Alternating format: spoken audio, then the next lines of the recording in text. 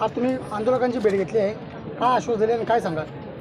काय नाही, जे आश्वासन तर मी काही देऊ शकत नाही. मी काय सरकारमध्ये आहे म्हणजे माझ्या हातात सर्व आहे असं नाही.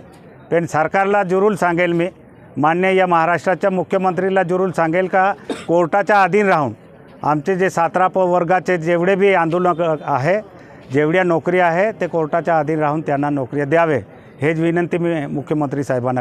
आमच्या आंदोलनकर्त्यांची आज जी परिस्थिती आहे त्यांची तब्येत खालावत चाललेली आहे आणि 6वा दिवस असल्यामुळे अजूनपर्यंत प्रशासनाकडून जी बैठक लागणे अपेक्षित आहे ती लागत नाही आणि कुठेतरी आमची भावना दुखावून आणि उमेदवारांमध्ये तीव्र असंतोष पसरलेला आहे आणि हे जर असंच चालू राहिलं तर मात्र आता आम्हाला आदिवासी विकास मंत्र्यांच्याकडे दाद मागण्यासाठी काहीतरी एक वेगळा निर्णय घ्यावा लागेल असं मला सांगायचं आहे. काय राहणार तुमची पुढची भूमिका, काय राहणार आहे? चालत निघू घरावर मग आदिवासी विकास मंत्र्यांच्या. त्याच्यानंतर आम्ही सगळे आदिवासी एकत्र येऊन रस्ता बंद करू.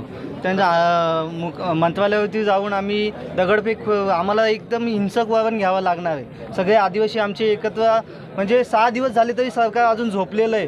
ते त्याला जाग येत नसेल तर आम्हाला एक काहीतरी वेगळी भूमिका घेऊन काहीतरी कृत्य करावं लागणार आहे. हे सरकारला आम्ही आजच सांगू इच्छितो. अमर सोळंके, मी नाशिककर न्यूज, नाशिक.